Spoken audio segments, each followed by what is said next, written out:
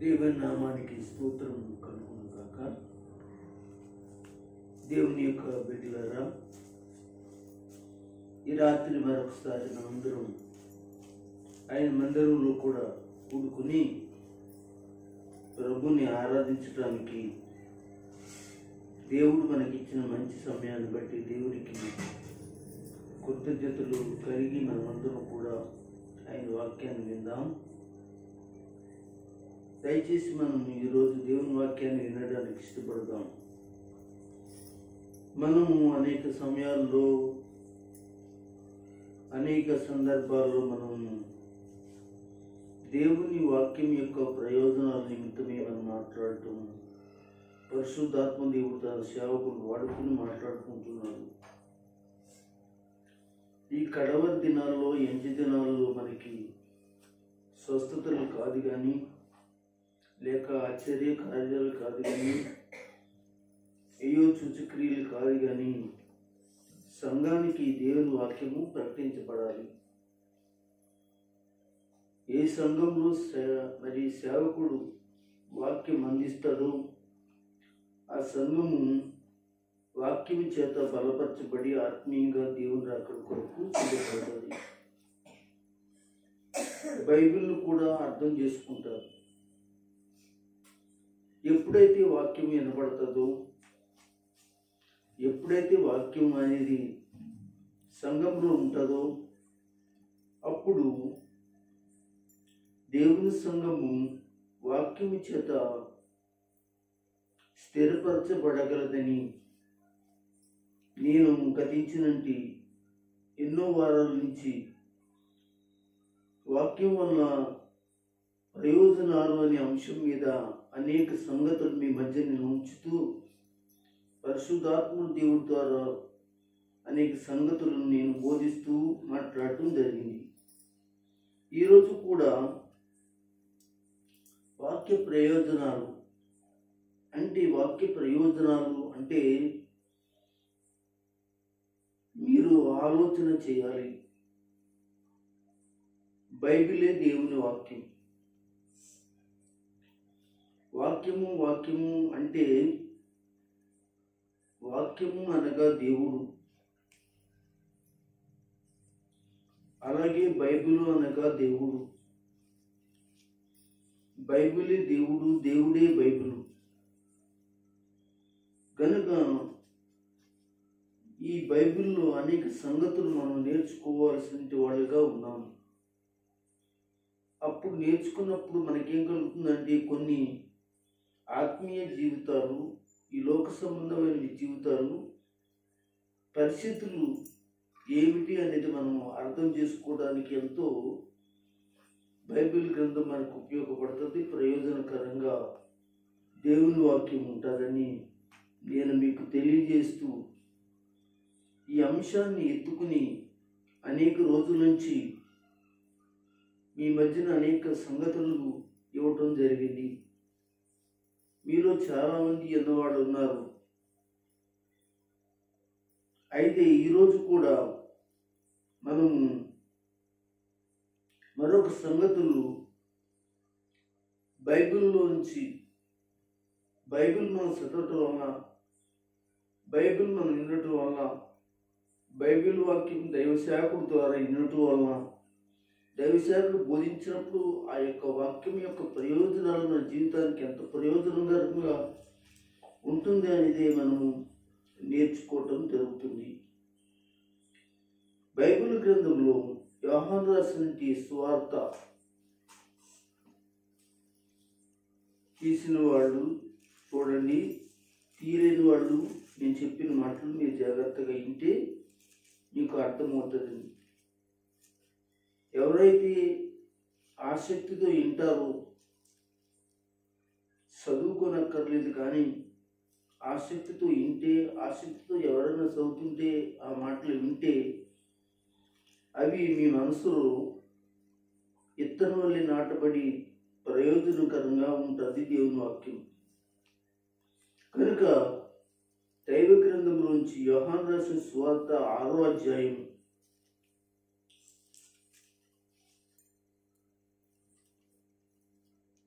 యోహాను రాసిన సువార్త 6వ అధ్యాయం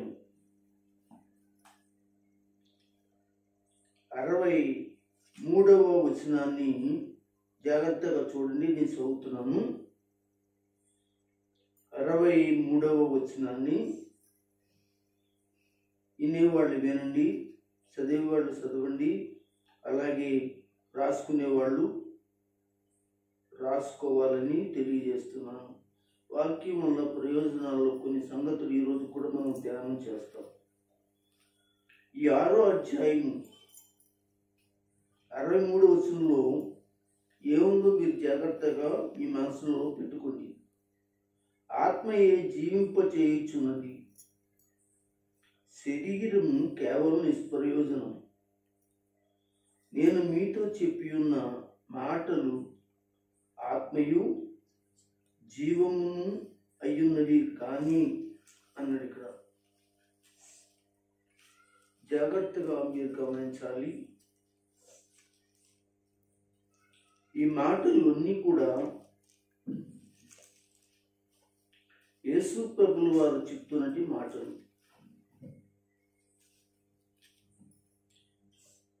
ఈ విషయాన్ని ఎందుకు ఆయన చెప్పవలసి వచ్చిందంటే, కొంత నేను సందర్భాన్ని మీకు నేను తెలియజేస్తాను. తిబెరియస్ సముద్రం దాటి యేసు ప్రభువు వారు వెళ్ళారు. తిబెరియా సముద్రము అంటే గలిలయ సముద్రం దాటి అవతలకి వెళ్ళి ఒక కొండ మీద అయినా ఉన్నారు.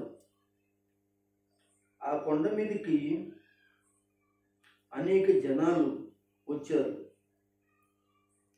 అనేక జనాలు అంటే మీరు గమనించండి, రోగులైన వాళ్ళు, రోగాలతో ఉన్నవాళ్ళు, బలహీనతలతో ఉన్నవాళ్ళు, ఇలా గుంపులు గుంపులుగా జనాలు అక్కడికి రావడం జరిగింది. అక్కడ యేసు ప్రభువు వారు ఒక అద్భుతమైన కార్యాన్ని చేశాడు. ఆ కార్యం ఏమిటంటే, రొట్టెలను చేపలను అక్కడికి వచ్చిన వాళ్ళందరికీ కూడా ఆయన ప్రార్థన ద్వారా 5 రొట్టెలు 2 చిన్న చేపలను కొన్ని వేల మందికి ప్రార్థన చేయగా అవి పంచిపెట్టే కొద్ది కూడా అవి వస్తూనే ఉన్నాయి. వాళ్ళు పంచిపెడుతూనే ఉన్నారు, అవి వస్తూనే ఉన్నాయి. ఇది చూసిన వాళ్ళు చాలా ఆశ్చర్యపడటం జరిగింది. ఇది అయిన తర్వాత యేసు ప్రభువు వారు వాక్యాన్ని బోధించి, వాక్యాన్ని చెప్పి వాళ్ళని పంపేసిన తర్వాత మరునాడు యేసు ప్రభువుని ఎదుర్కొంటూ, అలాగే తన శిష్యులైన వారిని ఎదుర్కొంటూ ప్రజలు మళ్ళా రావడం ప్రారంభించారు. అప్పుడు యేసు ప్రభువుని ప్రశ్నించి వాళ్ళు అడుగుతున్నారు, ప్రభువా, నువ్వును నీ శిష్యులు కలిపి ఎక్కడికి వెళ్ళారు? మిమ్మల్ని మేము వెతుకుతున్నాము, మేము ఎదుగుతున్నాం అన్నప్పుడు యేసు ప్రభు అన్నాడు, ఒక చక్కటి మాట చెప్పాడు. మీరు నన్ను ఎదుగుతున్నారని చెప్తున్నారు, మీరు ఎదగడానికి గల కారణాలు అంటే అక్కడ కొంతమందిలో కొన్ని ఆలోచనలతో కొంతమంది వచ్చారు. ఆయనను బట్టి అందరినీ కూడా ఆయన అంటున్నాడు, మీరు ఎందుకు నన్ను ఎదుగుతూ వచ్చారు అని అంటే, రొట్టెలు దొరుకుతాయని, తినడానికి ఆహారం దొరుకుతుందని వచ్చినట్లుగా మీరు నాకు కనిపిస్తున్నారు అన్నట్లుగా ఆయన మాట్లాడటం జరిగింది అని చక్కగా ఆయన చెప్పాడు. ఈ లోక సంబంధమైనది ఆహారం తిన్న తర్వాత అది ఏమైపోతుంది, కానీ ఇగో అక్షయమైనది ఆహారం ఉంటుంది, ఆ ఆహారాన్ని మీరు సంపాదించుకోండి అన్నాడు. అదే ఆ ఆహారమే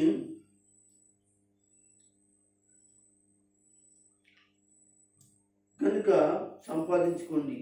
క్షయమైన ఆహారము కోసం కష్టపడకండి. అది తిన్న తర్వాత అరిగిపోతుంది. దానివలన ప్రయోజనం మీకు ఏది ఉండదు. అక్షయమైన ఆహారాన్ని సంపాదించుకోండి అని చెప్పాడు. అదే అక్షయమైన ఆహారము అంటే దేవుని వాక్యం. కనుక ఆయన ఇలా చెప్పుకుంటూ వస్తూ ఒక మాట చెప్పాడు. పాత నిబంధనలో ఉన్నటువంటి వాక్యాన్ని చెప్పాడు. ఏమనంటే పాత నిబంధనలో ఇశ్రాయేలీల గురించి మాట్లాడటం జరిగింది. జాగ్రత్తగా వినండి. ఇశ్రాయేలీల గురించి మాట్లాడటం జరిగింది. ఇశ్రాయేలీలు ఐగుప్తు నుంచి బయలుదేరినప్పుడు వాళ్ళందరూ కూడా ప్రయాణమయ్యేటి జనాభాలు వారు తెచ్చుకున్నటి రొట్టెలు కానీ పిండి కానీ ఆహారం కానీ అయిపోయింది. ఇప్పుడు వాళ్ళు తినడానికి ఆహారం లేదు. వీళ్ళేమో కొండలంటే వెళుతున్నారు, ఎడారులంటే వెళుతున్నారు, అడవులంటే వెళుతున్నారు. అంతమందికి ఆహారాన్ని సిద్ధపరచాలంటే చాలా కష్టము. అక్కడ ఒక మకాం వేసిన వాళ్ళైతే, ఊర్లో ఉన్న వాళ్ళైతే వ్యవసాయమో లేకపోతే ఏదైనా పని చేసుకుంటారు. కానీ వాళ్ళు వెళ్ళవలసిన దేశం ఉంటుంది. ఆ దేశం గుండా వాళ్ళు వెళ్ళడానికి వాళ్ళు రాజమార్గంలో వెళ్తున్నారు, అడవిలో వెళ్తున్నారు, ఇంకా అనేక దేశాల మీద వెళ్తున్నారు. వాళ్ళకేమో ఆహారం లేదు. ఎడారిలో పండించుకోవడానికి కష్టం. మోషే అప్పుడు ప్రార్థన చేసి, ప్రభువా వీళ్ళు తినడానికి ఆహారం దయచేయమంటే దేవుడు ఆకాశం నుంచి భూమి మీద ఉన్నటువంటి ఆ ఇశ్రాయేలీలకు వాళ్ళ గుడారాల దగ్గర, వాళ్ళ పాళెం దగ్గర, వాళ్ళ గృహాల దగ్గర, వాళ్ళు ఉన్నటువంటి ఏరియాలో ఆకాశం నుంచి మన్నా కురిపించాడు. ఇదంతా యేసుప్రభు చెప్తున్నాడు. మన్నా కురిపించి ఆ మన్నా తిన్నారు. ఆ తిన్నవాళ్ళు మన్నా తిన్నారు, కానీ తర్వాత తిన్న వాళ్ళందరూ కూడా చనిపోయారు. తిన్నవాళ్ళందరూ కూడా చచ్చిపోయారు. అది కూడా మోషే ఇవ్వలేదు. ఆ యొక్క మన్నా నా తండ్రి వల్ల పరలోకం నుండి కిందికి వచ్చింది. అది అంటే ఆకాశం నుంచి దేవుడు ధాన్యాన్ని కిందకి పంపించాడు. ఆ పంపించిన ధాన్యమే మన్నా. అది ఎలాగుంటుందంటే కొత్తిమీర గింజ వల్ల గుండ్రంగా ఉంటుంది, తెల్లగా ఉంటుంది. దాన్ని తింటే చాలా తేనె వలె అపుపమనింటి రుచితో తినడానికి చాలా బాగుంటుందండి. కనుక కొత్తిమీర గింజ అంటే ధనియాల గింజ అన్నమాట. ధనియాల గింజ అంత ఉంటుంది. అది మంచి వలె ఆకాశం కిందకి ఆయన ఏం చేశాడంటే ఆకాశ ద్వారాలు తెరిచి, తలుపులు తెరిచి కిందకి ఆయన కుమ్మరించగా ఆకాశం కిందకి వాళ్ళున్న చోటకి ఆ యొక్క మన్నా కూర్చున్నప్పుడు వాళ్ళు వెళ్ళి ఆ యొక్క మన్నాను పూజేసుకుని వాళ్ళు ఆహారంగా తింటూ ఉన్నారు. ఎంతకాలం తిన్నారు అంటే సుమారుగా వాళ్ళు 40 సంవత్సరాలు ఆ యొక్క మన్నా తిన్నారు. ఎందుకంటే వాళ్ళు పండించుకోవడానికి అవకాశం లేదు. పండకుండానే వాళ్ళు కష్టపడకుండానే బండ నుంచేమో నీళ్లు వస్తున్నాయి, ఆకాశం నుంచేమో మన్నా అనే ఆహారం వాళ్ళకు వస్తుంది. ఇప్పుడు యేసు ప్రభు వారు ఈ మాటలు చెప్పినప్పుడు ఈ ఆహారం అనేది మోషే ఇవ్వలేదు, కానీ పరలోకం నుంచి నా తండ్రి ఇచ్చాడు అని మాట్లాడుతూ ఆయన చక్కటి విషయాలు 32వ వచనంలో మాట్లాడతాడు. 6వ అధ్యాయంలో, కాబట్టి యేసు పరలోకము నుండి వచ్చిన ఆహారం మోషే మీకు ఇయ్యలేదు అని చెప్తున్నాడు. యేసు ప్రభు చెప్తున్నాడు. ఇశ్రాయేలు వారలారా, మీరు తిన్నారు చూసారా, ఆ యొక్క భోజనం ఏదైతే ఉందో అది పరలోకం నుంచి వచ్చిన ఆహారం. అది మోషే మీకు ఇచ్చాడని మీరు అనుకుంటున్నారేమో. మోషే ఇవ్వలేదు. ఎవరిచ్చారు? చూడండి, ఇక్కడ నా తండ్రియే పరలోకం నుండి వచ్చు నిజమైన ఆహారం మీకు అనుగ్రహించుచున్నాడు. ఇక్కడ కనబడుతుంది, ఆ ఆహారం తిన్న వాళ్ళందరూ కూడా ఏమైపోతారు? చనిపోతారు. అయితే ఇప్పుడు నా తండ్రి అయినవాడు పరలోకం నుంచి ఆహారాన్ని పంపుతున్నాడు.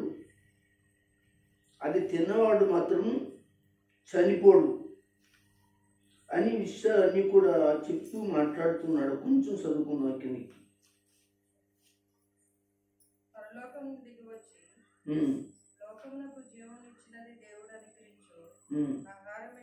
పరలోకం దిగి వచ్చి లోకమునకు జీవమునిచ్చు దేవుడు అనుగ్రహించు ఆహారమై ఉన్నదని మీతో నిశ్చయముగా చెప్పుతున్నానని వారితో చెప్పాను.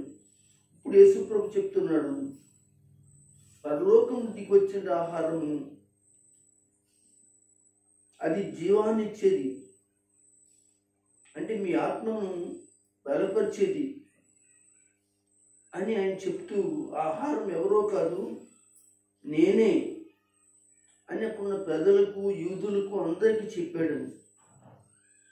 ఇక్కడ కొంచెం మనం చూస్తే 49వ వచనం, మీ పితరులు అరణ్యములో మన్నా తిన్నా కానీ చనిపోయారు, కానీ ఇదిగో ఇప్పుడు దీన్ని తినేవాడు, అంటే దేని తినేవాడు ఇక్కడ కింద చెప్పుకోవచ్చు. ఏంటి ఏం తినాలేది? దీన్ని తినేవాడు చావకుండునట్లు పరలోకం దిగొచ్చిన ఆహారం ఇదే, అంటే నేనే ఆ ఆహారాన్ని, నేనే అంటే యేసయ్యే దేవుని యొక్క వాక్యమని, ఆయనే ఆహారమని మాట్లాడుతున్నట్టు ఈ మాట వాళ్ళకి నచ్చలేదు. చదవండి.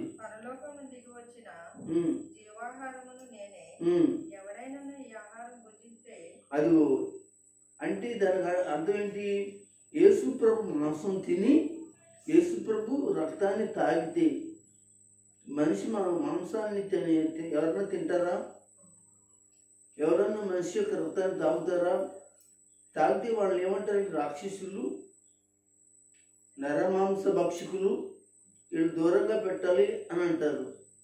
ఇది కొంతమందికి నచ్చలేదు. ఇది ఎందుకు చెప్పాడంటే ఆయన పొందబోతున్న సిలువలో తన మరణాన్ని గురించి చెప్పాడు.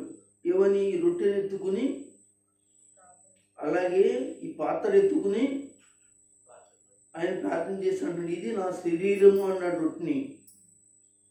ఆ పాత్ర ఎత్తుకుని, ఇది నా రక్తం వలనైన నిబంధన, ఇది మీరు తాగండి, ఇది తినండి అన్నాడు. అంటే ఇప్పుడు ఇక్కడ చెప్పే మాటలన్నీ కూడా దేని గురించి చెప్తున్నాడు అంటే, తన పొందబోయే యొక్క మరణం ముందు తన శరీరాన్ని, తన రక్తాన్ని గురించి మాట్లాడుతున్న సంగతి వీళ్ళు అర్థం చేసుకోలేకపోయారు. చదువుదాం.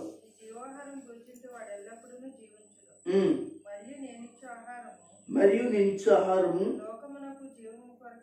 అది చూసారా, లోకము కొరకు. లోకము అంటే ఒక సంఘానికే కాదు, లోకంలో ఉన్న జనం ఎవరైతే అందరి కొరకై, జీవము కొరకైనా అంటే ఆగండి, మనం ఆగుతాం ఇక్కడ. జీవము కొరకైనా అంటే అందరూ కూడా ఆహారం తింటే వాళ్ళు ఏమైపోతారంటే వాళ్ళు జీవిస్తారు. అంటే దానికి అర్థం ఏంటంటే, యేసయ్య వాక్యం విన్న వాళ్ళందరూ కూడా వారి జీవితాలు మార్చుకుని పరలోకమునకు సిద్ధపడి, వాళ్ళు అనగా భూలోకంలో చనిపోయిన పరలోకం వాళ్ళ ఆత్మ ఏమైపోతుందంటే రక్షణ పొంది ఉంటారు, వాళ్ళు బ్రతుకుతారు, జీవిస్తారు అనే విషయాన్ని ఇక్కడ యేసు ప్రభు చెప్పాడు. అనగానే వెంటనే అందరికీ కోపం వచ్చేసింది. దేవునికి గట్టిగా స్తోత్రం చెప్పండి. హల్లెలూయా. అందరికి కోపం వచ్చేసింది. వచ్చేసి యేసుప్రభు పెద్ద పిచ్చోడు అనుకుంటా, పిచ్చి పట్టుతుంది. ఏంటి ఇలా మాట్లాడుతున్నాడు, తన శరీరాన్ని తినమంటున్నాడు ఏంటి, తన రక్తాన్ని తాగమంటున్నాడు ఏంటి అని చెప్పేసి అతన్ని దూషించడం ప్రారంభించారు.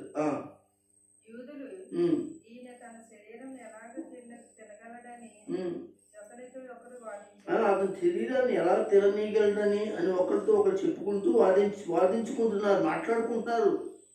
ఎవరన్నా ఇంటి ఏమనుకుంటారు, అసలు అది మంచిదేనా?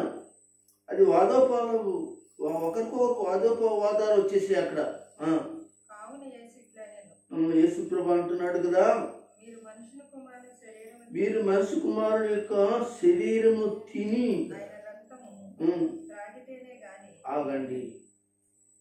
ఎప్పుడు గురించి జరగబోతున్న శిలువ మరణాన్ని గురించి అని చెప్తున్నాడు. వీళ్ళేమో అపార్థం చేసుకున్నారు, వీళ్ళకి అర్థం కాలేదు. యేసు శిలువకి వెళ్ళిన తర్వాత ఇప్పుడు ఈ యొక్క వాక్యాన్ని, ఈ యొక్క అధ్యాయాన్ని వాళ్ళ అర్థం చేసుకోవడం జరిగిన తర్వాత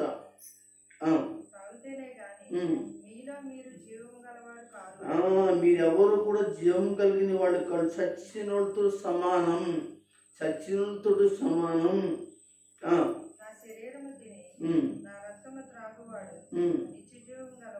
అవును, అంటే నిత్యజీవం గలవాడు అంటే శరీరం మొత్తం అయిపోతుంది కానీ ఆత్మ మాత్రం సావదు, జీవిస్తుంది. అదే ఇందాక 30 అనగా 63వ వచనంలో చదువుకున్న మాటకి ఇదంతా అర్థం అన్నమాట అండి. చదవండి ఇక్కడ ఒకసారి. నా శరీరం తిని రక్తం తాగువాడు వాడే నిత్యజీవం గలవాడు, వాడు అంచె దినాల్లో వాని లేపితే నా శరీరము నిజమైన ఆహారము, నా రక్తము నిజమైన పానమై ఉన్నదని అని అనుకో. నా శరీరం తిని నా రక్తము తాగేవాడు నా ఎందును నేను వాని ఎందును నిలిచి ఉంటాను అని ఈ విషయాలు అన్ని చెప్తూ 63వ వచనంలోకి వెళ్ళేటప్పటికి ఏం చెప్పాడంటే, అయితే 60వ వచనం చదువుతాం. ఆయన శిష్యులు అనేకులు ఈ మాట విని, ఆయన శిష్యులే కాదండి, యూదులు ఉన్నారు అక్కడ, అన్యులు ఉన్నారు, ఇంకా అనేక మంది, వందలాది వేలాది మంది ఉన్నారు అక్కడ. వాళ్ళందరూ కూడా ఇది వినడానికి జాగుంది, ఇది చాలా కఠినమైన మాట. అంటే ఇప్పుడు ఈయన చంపేసి ఈయన మాంసాన్ని తింటే మనం బతుకుతామా, ఆయన రక్తం తాగితే మనకు జీవం వస్తుందా అనే మాటలు, అపోహలు వాళ్ళు రేగి. చదవండి, అది అసలు ఎవడని ఎదుగలదా, అసలు ఎంత భయంకర మాట.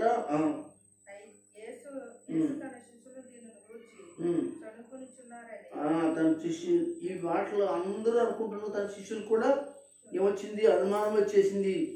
ఒకరి నోట్లో ఒకళ్ళు చెవులు ఒకళ్ళు గుసగుసలు ఆడుకుంటూ మొదలెట్టారు.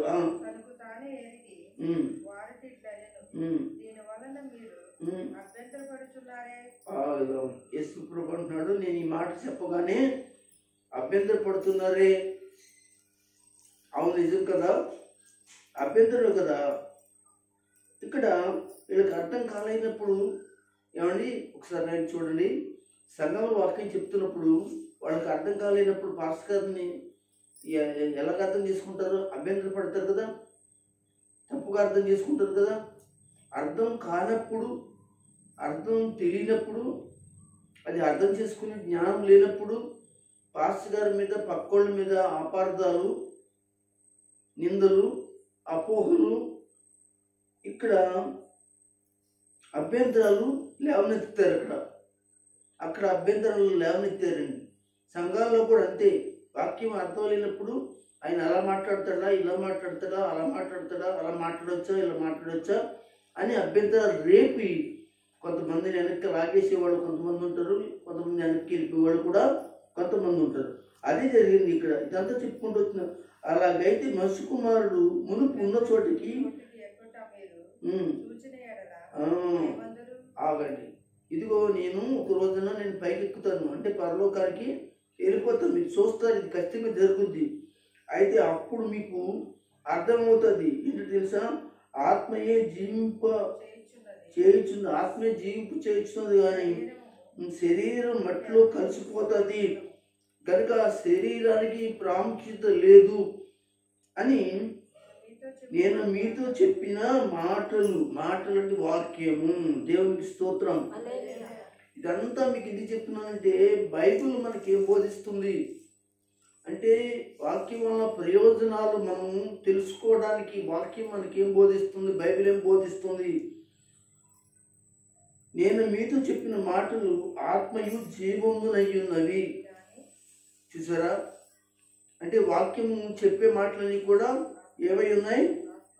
ఆత్మయందును, ఆత్మ నరకంలోకి వెళ్ళకోకుండా ఉంటుంది, జీవంలోనికి పరలోకంలోకి వెళుతుంది. శరీరం అనేది ఇక్కడ కుళ్ళిపోతుంది, కానీ మహిమ దేహాలు పరలోకంలో మనం పొందుకుంటాం. ఇంత గొప్ప ప్రయోజనం కలిగిన వాక్యాన్ని నేర్చుకుని నడవాలనేది దేవుడు మనకి నేర్పిస్తున్నట్టు విషయం. దేవుని బిడ్డలారా, మీరు ఆలోచించండి. వాక్యం లేక బైబిల్ చెప్పేటువంటి చక్కటి సందేశాన్ని అర్థం చేసుకోవడానికి ఇష్టపడండి. అభ్యంతరాలు తీసుకురావడానికి వాక్యం చర్చిలో చెప్తున్నప్పుడు పాస్టర్ గారి మీద, పాస్టమ్మ గారి మీద, ఎవరైనా సరే ఏ పాస్టర్ గారు వచ్చినా వాక్యం చెప్తున్నప్పుడు అభ్యంతరాలు తీసుకురాకూడదు. అర్థం చేసుకోవడానికి ప్రయత్నం చేసి అప్పుడు నీకు బ్రతుకుతావు. ఏం చేస్తావు? బతుకుతావు అంటున్నాడు. ఇక్కడ నువ్వు బతుకుతావు అంటున్నాడు.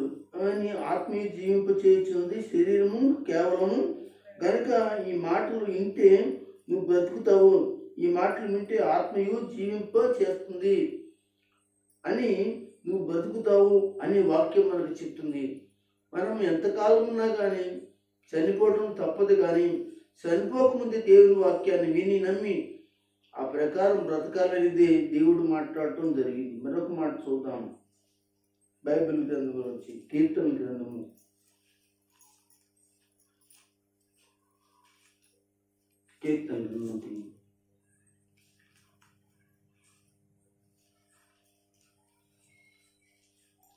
119వ కీర్తన.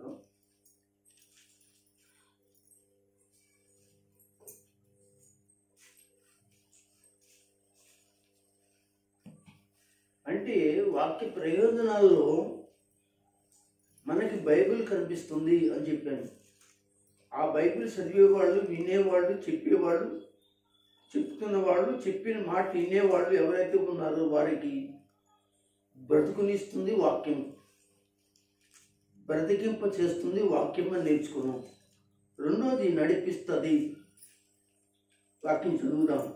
119వ కీర్తన 105వ వచనాన్ని చదువుదాం.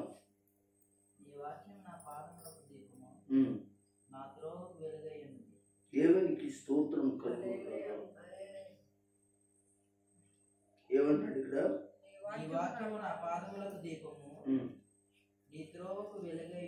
అది ఎలుగై ఉన్నదంటే నడిపిస్తుంది,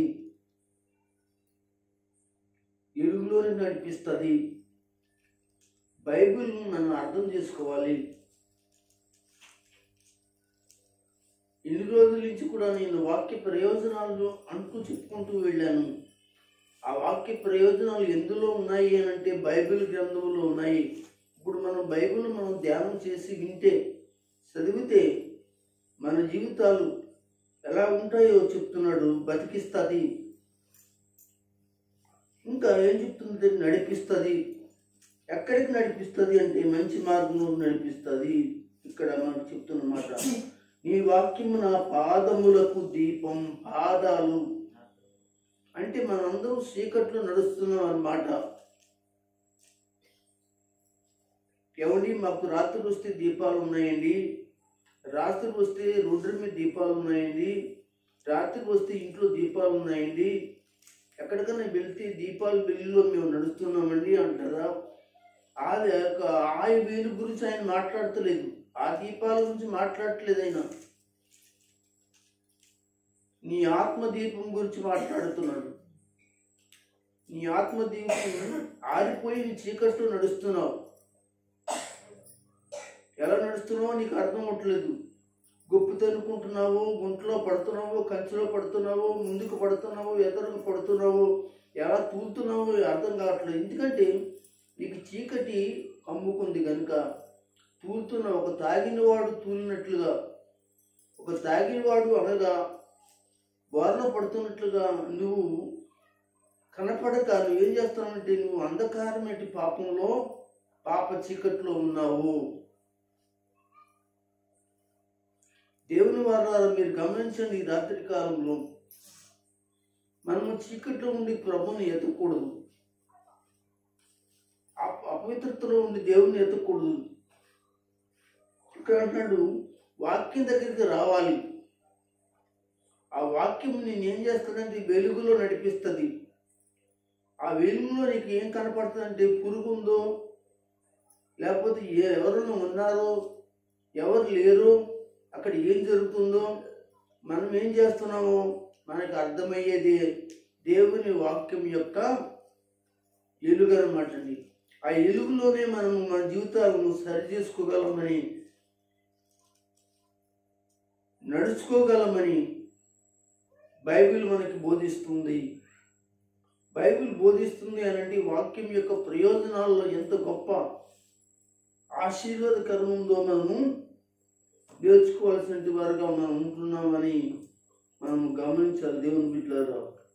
కనుక ఆలోచించండి, దేవుని వాక్యం మీతో మాట్లాడటం జరుగుతుంది.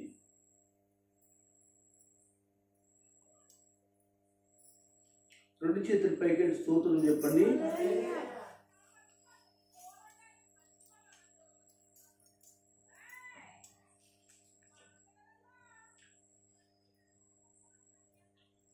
మరలా చదువుతాం ఈ వాక్యం. ఈ వాక్యం నా పాదములకు దీపమును, నా త్రోవకు వెలుగై ఉన్నది. అంటే నడిపిస్తుంది. ఈ రోజున చాలా మంది చర్చికి వెళ్ళేటేంటి, ఆడవాళ్ళు మగవాళ్ళు చీకట్లోకి నడుస్తున్నారు. అంటే వాళ్ళు ఎలా నడుస్తున్నారో వాళ్ళకి తెలియదు. అంటే వాళ్ళు ఎలా నడుస్తున్నారో వాళ్ళకి అర్థం కావట్లేదు. కనుక వాళ్ళు ఎక్కడ నడుస్తున్నారు? వెలుగులో కాదు, దేవుని వెలుగులో కాదండి, దేవుని ఒక వాక్యం వెలుగులో కాదండి, సాతాను యొక్క చీకట్లో నడుస్తున్నారు. వాళ్ళని చీకట్లోకి తీసుకెళ్ళిపోతుంది వాళ్ళు తిరుగుతున్న దారి. కనుక దేవుని వాక్యం ఏం చేస్తుందో తెలుసంటే నేను నీ పాదాలు ఎక్కడికి వెళ్తున్నాయో చూపిస్తుంది. వెలుగు ఎల్లకు అని ఆఫ్ చేస్తుంది. ఆ గుంట్లో పడిపోతా, గుంట్లో పడితే నువ్వు లేవలేవని ఆ చీకటి నీ గుంటలు చూపిస్తుంది, గుప్పులు చూపిస్తుంది, కంచెలు చూపిస్తుంది ఆ వెలుగు. కనుక ఎంత ప్రయోజనం ఉంది దేవుని వాక్యం. కనుక ప్రియమైన దేవుని బిడ్డలారా, ఇంకా మరొక వాక్యం ఇందులో చదువుదాం. మరొక మాట కాదు, కీర్తన గ్రంథమే 19వ కీర్తన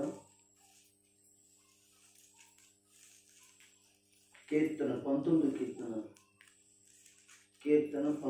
కీర్తన ఒకసారి చూడండి.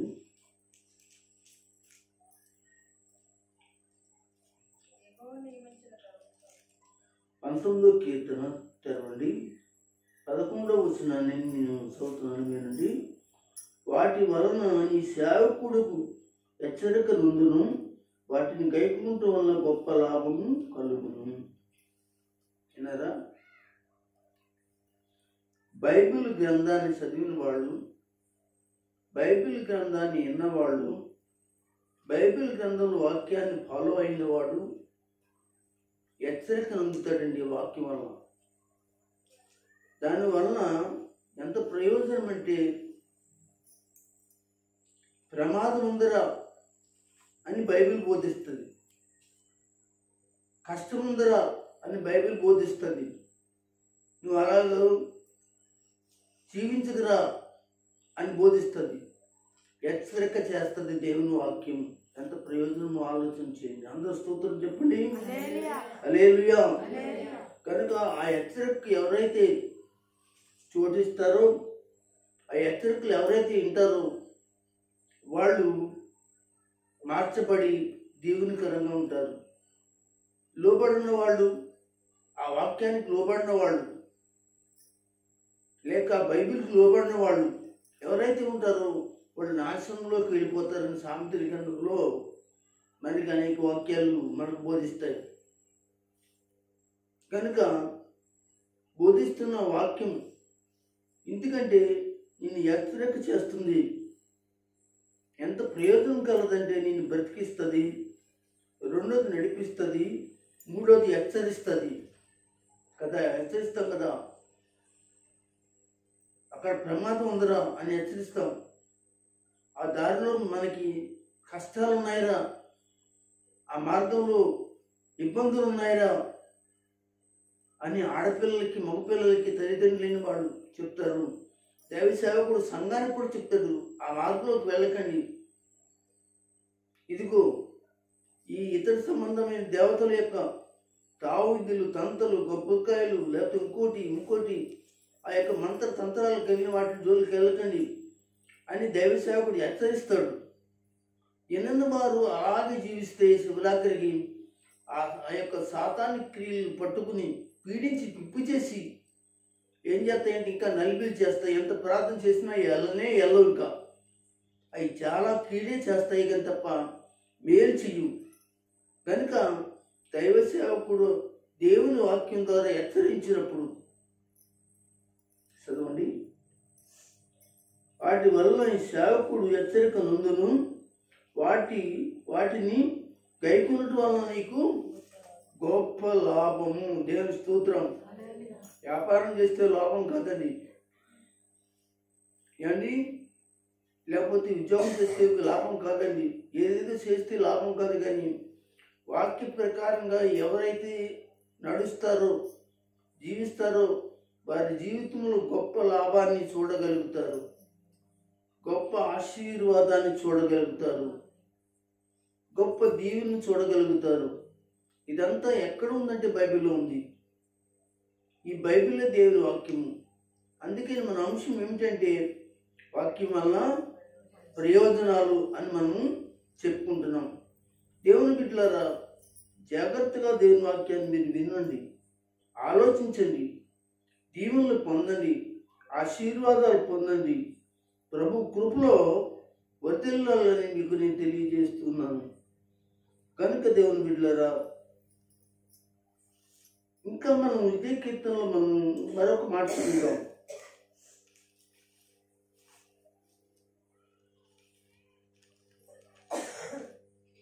మరొక కీర్తన ఒకసారి చూద్దామా,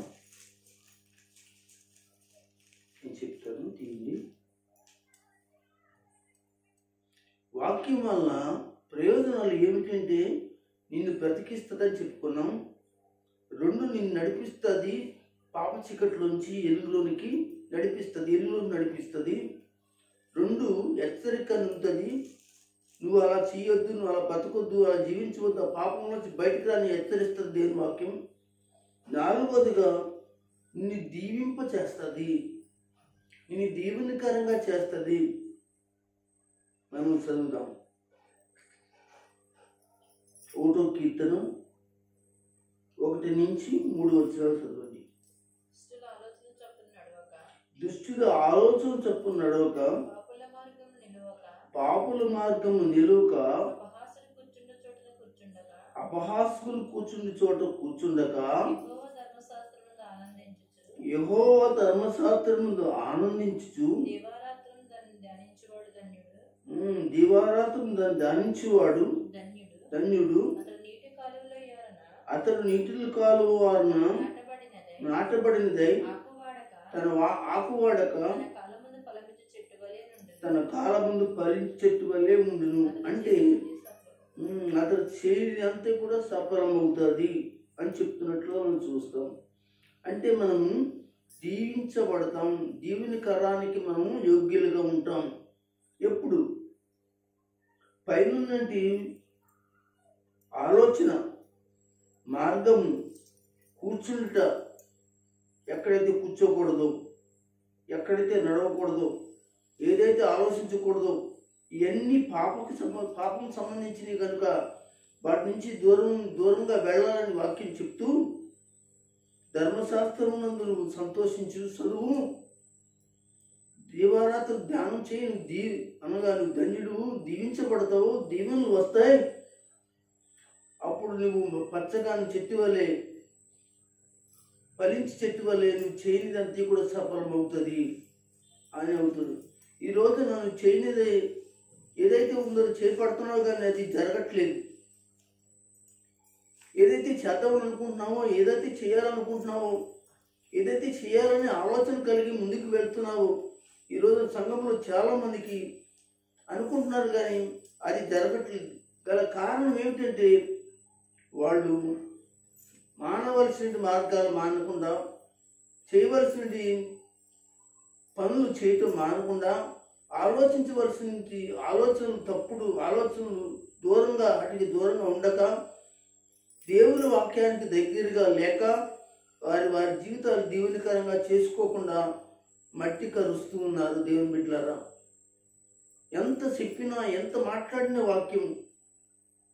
వాక్యానికి దూరం, వాక్యాన్ని ఈ చెవును విడిచి ఆ చెవును, వాక్యం వినపడేటప్పటికీ బయటికి వెళ్ళిపోయి, అనగా కొంతమంది కూర్చుని కూడా నాకు ఇంటికి ఆయన చెప్పుకుంటే చెప్పుకున్నాడని ఆడవాళ్ళు మగవాళ్ళు జీవిస్తాం.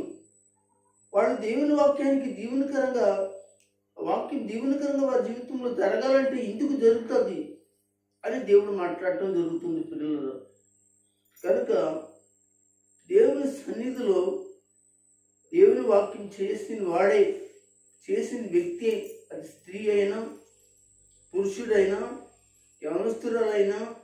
యవనస్తుడైనా, కుటుంబమైనా, తండ్రి అయినా, కొడుకైనా, కూతురైనా, ఎవరైనా సరే, కుటుంబంలో కోడలైనా, అల్లుడైనా, భర్త అయినా ఎవరైనా కావచ్చు, కానీ వాక్య ప్రకారంగా బ్రతికితేనే వారి మీదకి, అనగా దీవెనలు వాళ్ళ మీదకి వచ్చి, వాళ్ళు చేయనిదంతా కూడా దేవుడు ద్వారాలు తీర్చి అద్భుతాలు చేస్తాడు.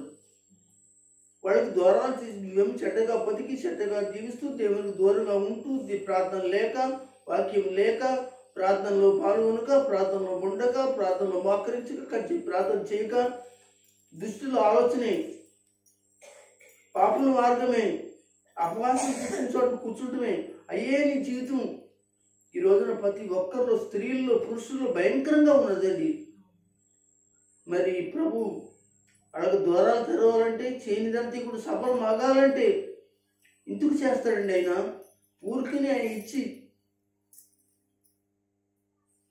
దేవుడు చేసిన మేళ్ళు కార్యాలను దూషిస్తూ ఆయన ఆకాశవాక్యం విప్పి లేక దీవెనకరమైన కృపలు ఆయన అనుగ్రహిస్తూ ఉంటే, అవన్నీ కూడా వారి జీవితాల్లో పొందుకున్న తర్వాత దేవునితో సంబంధం లేకుండా జీవిస్తూ ఉంటే ఆయన మాత్రం ఎందుకు చేయాలండి? ఎందుకు చేస్తాడండి? మనం ఆలోచించాలి కదా. మొదటిగా మనం చేయవలసింది ఏంటో చేయమని మన కుటుంబాల్లో మన వాళ్ళకి బోధించాలి.